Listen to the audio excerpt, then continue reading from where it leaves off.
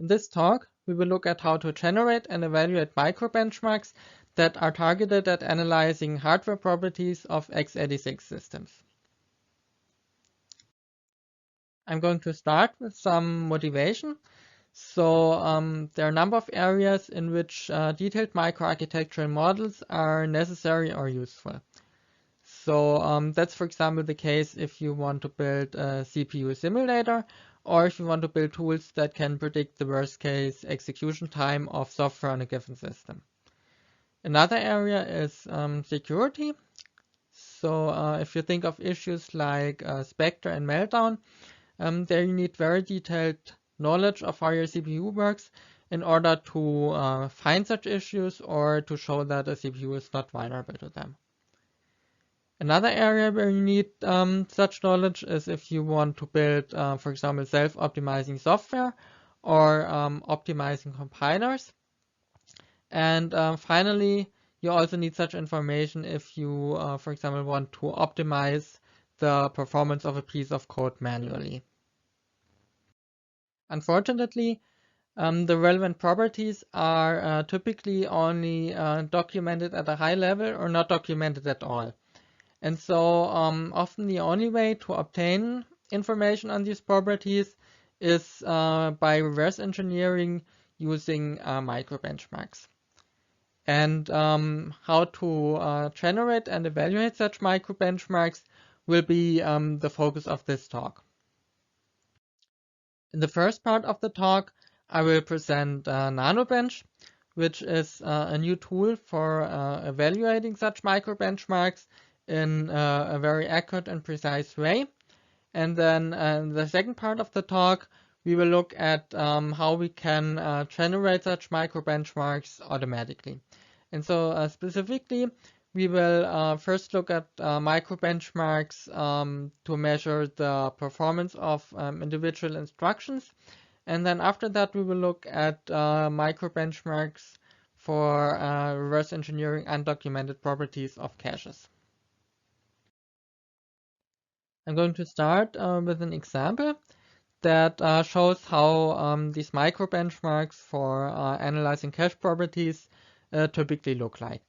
And so these microbenchmarks typically consist of a main part and an initialization part that tries to bring the hardware into a specific state. So in the example here, we have a sequence of memory accesses to different addresses that map to the same set in the L1 cache. And the memory accesses are separated by L fences to make sure that they are actually executed in this order. And then in the main part of the benchmark, we access one of these addresses again, and we would, for example, like to know whether this access leads to a cache hit or a cache miss.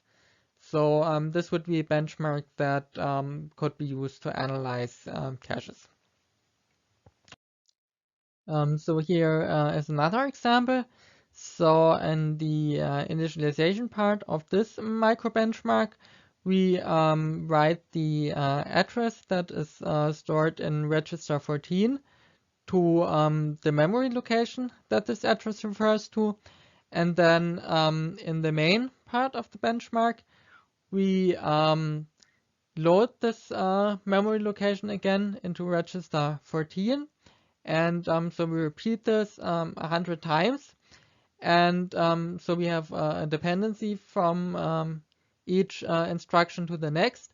And so if we measure the execution time of this code sequence and divide it by 100, this would give us the latency of the first level cache. And so the question now is, how can we determine the execution time in this example, or the number of cache hits and misses in the previous example? And for this, we can use so-called hardware performance counters, which are special purpose registers that can be programmed to count different performance-related events, like, for example, the number of cycles the number of cache hits or misses in different levels of the cache hierarchy, the number of executed branches, and many other events. However, configuring and using these counters is not completely straightforward, as there are differences between different microarchitecture generations, and sometimes there are restrictions on which counters can count specific events, and some of the counters can even only be accessed in kernel space. So it would be nice to have a tool that takes care of configuring and accessing these counters for us. And in this talk, I will be presenting NanoBench, which is such a tool that is targeted specifically at the kind of micro benchmarks for analyzing hardware properties that we saw in the previous slides. Our tool is implemented in a way that there is only minimal overhead for accessing performance counters, and so in particular, it doesn't require any function calls or branches for reading performance counters, and the tool is precise enough to benchmark individual memory accesses. NanoBench is implemented as a kernel module, which makes it possible to evaluate benchmarks that contain privilege instructions, and we can also directly access counters that are only available in kernel mode without requiring expensive system calls. And it also has a couple of other advantages that we will look at later. So, well, now you might ask, so, well, there are a number of existing tools for using performance counters, so why do we need a new one? And so on the next couple of slides, I will go over some examples of existing tools, and I will discuss why we didn't find them to be suitable for the kinds of micro benchmarks for reverse engineering hardware properties that we consider in this talk. First class of existing tools that we're going to look at are tools that benchmark entire programs. And a popular example for such tools is the perf tool. An obvious drawback of such tools is that you cannot just benchmark individual parts of a program, as it is necessary for the benchmarks we looked at earlier. And so another drawback is overhead and interference. So in the example here, I ran perf with a C program with an MD main function. And so you can see that this simple program, so even though it took less than a millisecond to finish, it required more than 500,000 instructions, almost 100,000 branches, and about 140,000 memory accesses. And so here I ran the same program again, and you can see that the numbers also vary significantly from run to run, which is probably partly due to different predictions of the branch predictor and partly due to interference from other processes. The second class of existing tools that we're going to look at are profilers. So they also analyze whole programs, but they break the results down to individual function calls or even source code lines. So they allow you to identify the parts of a program that a lot of time is spent in and that would benefit from optimization. However, the data is typically obtained by sampling, and so it is not very precise and not very useful for analyzing hardware properties. The third class of existing tools are libraries like PAPI, and they provide function calls for starting and stopping the performance counters. And so this looks like something that could be more suitable for the kinds of micro benchmarks that we consider in this talk. So you could put the initialization part of the micro benchmark up here before the performance counters are started, and you could put the main part of the micro benchmark down here. But so problem with this is that these function calls to start and stop the performance counters are quite expensive. So here I ran this program with no instructions between the two function calls. And so you can see that even this required more than 800 instructions, 175 branch instructions, and 425 memory accesses. And so if you, for example, consider a micro benchmark in which the initialization part tries to establish a specific cache state, like in one of the micro benchmarks that we looked at earlier, then this cache state would be destroyed by the function call to start the performance counters. And so here I ran the same program again, and you can see that the number of instructions stays the same, but the number of cycles can also vary significantly from run to run. So to summarize, the drawbacks of the existing tools that we looked at when it comes to evaluating microbenchmarks for analyzing hardware properties. And so by the way, I think that all of the existing tools that we looked at are actually great tools, but they're just not the right tools for the specific types of microbenchmarks that we consider in this talk.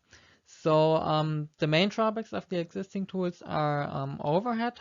They can be vulnerable to interference. The results can be inaccurate. So this is in particular if sampling is used. And none of the existing tools can evaluate microbenchmarks that contain privileged instructions. And so in the following slides, I will show you how NanoBench solves these issues. As already mentioned earlier, NanoBench is implemented as a kernel module. And so this has several advantages. And so first of all, it makes it possible to benchmark privileged instructions, which is something that previous tools do not support.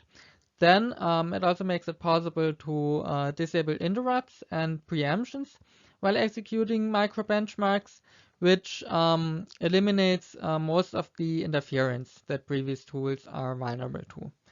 And it also makes it possible to directly access performance counters that are only available in kernel space without requiring expensive system calls, which reduces some of the overhead of previous tools. And so this was actually one of the reasons for the overhead in previous tools. And the other reason is that reading performance counters requires multiple function calls and branches in previous tools. And on the next slide, we will take a closer look at how NanoBench executes microbenchmarks and how it takes care of this issue. So to execute a microbenchmark, NanoBench first allocates an executable memory area.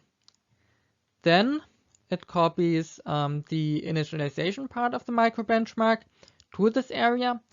And next, it copies the code of the main part of the benchmark to this area. And so NanoBench provides the option to unroll the code a configurable number of times, and so it creates the corresponding number of copies. After that, NanoBench adds the code for reading the performance counters before and after the main part of the benchmark. And so this is directly the machine code for reading the performance counters. And so basically all of this is straight line code that doesn't require any function calls or branches, which avoids the overhead that previous tools require. Finally, NanoBench adds code that saves the current state of the registers in the beginning and restores them at the end. And so the microbenchmarks may freely modify any registers without breaking anything in the rest of the program. For using NanoBench, we provide a convenient command line interface that makes it easy to execute microbenchmarks. And so here, we use it to evaluate one of the microbenchmarks that we looked at in the beginning of the talk for measuring the latency of the L1 cache. And so you can provide the assembler code of the benchmark directly on the command line. And you can also specify how often the code should be unrolled. And you can provide a file that contains the configurations for the performance counters you would like to use. And so here's how the output of NanoBench looks like. And you can see that the latency of the L1 cache is 4 cycles in this example. If you would now like to try out the tool yourself, you can find the source code of NanoBench on GitHub. Now we come to the second part of the talk, where we will look at how we can generate microbenchmarks for NanoBench automatically. And first, we will look at microbenchmarks for characterizing the performance of individual x86 instructions. And for this, let's first take a look at how instructions are executed on recent x86 CPUs. So here we see how the pipelines of recent CPUs look like. And so there are some differences between different microarchitectures, but the general structure is pretty similar. And so it consists of 3 main parts. So the front end is responsible for fetching and decoding instructions. The back end or execution engine is responsible for executing them. And the third part is the memory subsystem. So let's say we have 2 instructions, I1 and I2, that we would like to execute. And then the front end will fetch them from the memory and send them to the decoders. The decoders decode the instructions into 1 or more microops. So recent CPUs don't actually execute the instructions directly, but they execute simpler micro operations instead. The microops are then sent to the back end, where they are stored in the reorder buffer and in the scheduler. The scheduler keeps track of the dependencies, and it can start executing microop as soon as all of its operands are ready. And so this may happen out of order. And the scheduler executes a microop by sending it through a so-called execution port. And so the ports are connected to different functional units, like a multiplier or an address generation unit. And so the functional unit that a microop needs determines the port which it can use. And so in the same cycle, microops can be sent to each of the ports, but a single port cannot handle more than 1 microop in the same cycle. So an important question is, how many microops is an instruction decoded into, and which ports can these microops use? And so we call this the port usage, and we use the notation that is shown here. So in this example, this instruction has 3 microops, 2 of which can use port 0, 1, and 5, and the other one can use port 2 and port 3. And so since the port usage can have a significant influence on the execution time of a program, you might expect that it would be documented in the manuals. However, this is actually not the case. And so we have developed a technique that can automatically generate microbenchmarks for NanoBench for determining the port usage of most x86 instructions. Another performance-relevant property of instructions is the latency. And here, the manuals typically actually do provide latencies for commonly used instructions, but they usually provide the latencies as 1 number per instruction. And so, according to this definition, the latency is essentially the time from when all the input operands of the instruction are ready to when all the output operands are ready. But so we think that this definition is actually not very meaningful anymore for modern CPUs. And that's because, so as we have seen before, instructions can be decomposed into multiple microops, which, for example, might look like this. And then typically not all of the microops depend on all of the operands. So if you, for example, use this instruction in a loop, and input 1 and input 2 are only modified outside of the loop, and output 1 is also only used outside of the loop, then what you're actually interested in is the time from when input 3 is ready to when output 2 is ready, which would correspond to the latency of this microop. And so we have developed a technique to automatically generate microbenchmarks for NanoBench to measure the latencies for each pair of input and output operands separately. In addition to the port usages and the latencies, we have also developed a technique to automatically generate micro-benchmarks for measuring the throughputs of x86 instructions. And so we have applied our approach to 17 different Intel and AMD microarchitectures, and we have obtained results for more than 13,000 instruction variants. And all of our results are available on our website uops.info. And they are available as an interactive HTML table that provides links to more than 400,000 pages with details that, for example, contain all the micro benchmarks that were generated for the corresponding properties and all the measurement results. Our results are also available in the form of a machine-readable XML file that makes it easy to reuse our results in other tools. In the last part of the talk, we look at micro benchmarks for analyzing cache properties, and we are in particular interested in replacement policies, which are typically undocumented. And for this, we first implemented a tool that can determine the number of cache hits and cache misses when executing an access sequence. And access sequences can be specified using a convenient syntax, an example of which is shown here. And so A, B, C, and so on refer to different memory blocks that map to the same cache set. And these blocks are accessed in the order that is shown here. And if there's a question mark, this means that the number of cache hits and misses of this access will be included in the result. And otherwise, if there's no question mark, then the block will be accessed while performance counting is not active. In the beginning of the sequence, we execute the write-back and invalidate instruction, which clears the cache, and which is actually a privileged instruction, so you wouldn't be able to use it with previous tools. Our tool then provides options to specify the cache level, the cache set, and for last level caches, the slice in which the sequence should be accessed. Using this information, the tool then automatically generates a corresponding micro benchmark that is then evaluated using Nanobench to obtain the number of cache hits and cache misses. Based on this tool, we then implemented another tool that automatically generates access sequences for analyzing cache replacement policies, which are usually undocumented.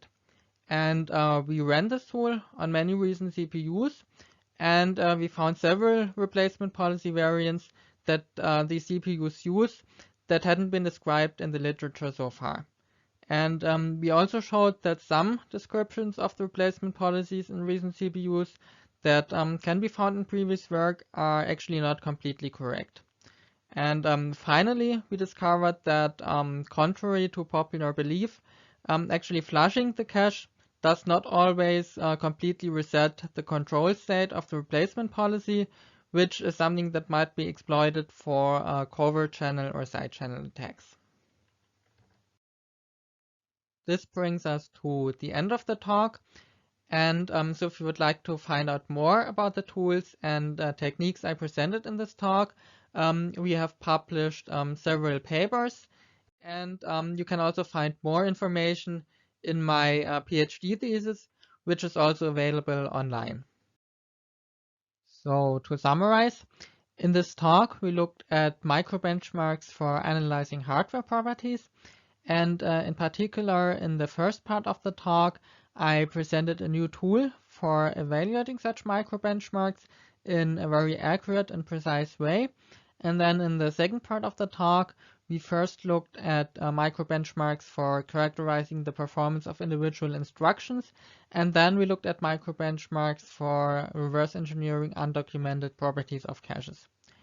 If you would like to find out more about our results and techniques, you're welcome to check out our website, uops.info.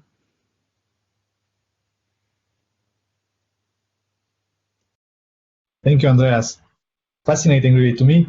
This morning was eye-opening just how vast the performance ecosystem is, right? We had the first talk around how to write faster interpreters, then Lori talking about VM warm-ups, Andreas talking about the top non-performant patterns in distributed systems, Java profiling, and then you come and you just open up a whole new world, which is hardware benchmarking. And I have to say, I, for one, wouldn't know when to choose what. So for which applications or in which cases do you think we need to go that deeply to understand how hardware is working to kind of gain better performance for our services?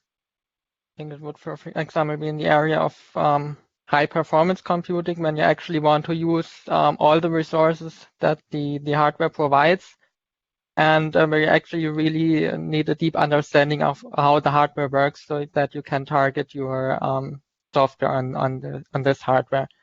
So this would in particular be applicable, for example, to loop kernels, so inner loops that are executed very often, and that can profit a lot from a very detailed optimization. Mm. So is it fair to say that this is mostly for OS developers? Because especially in this world of virtualizations, somebody writing a normal application is far detached from the hardware on top of which it runs, right? Yeah, probably this, and in general, high performance computations like, I don't know, climate simulations or things like this. Okay. Or yeah. Bitcoin mining? Maybe, yes. All right. Excellent. Well, thank you very much for your super interesting talk.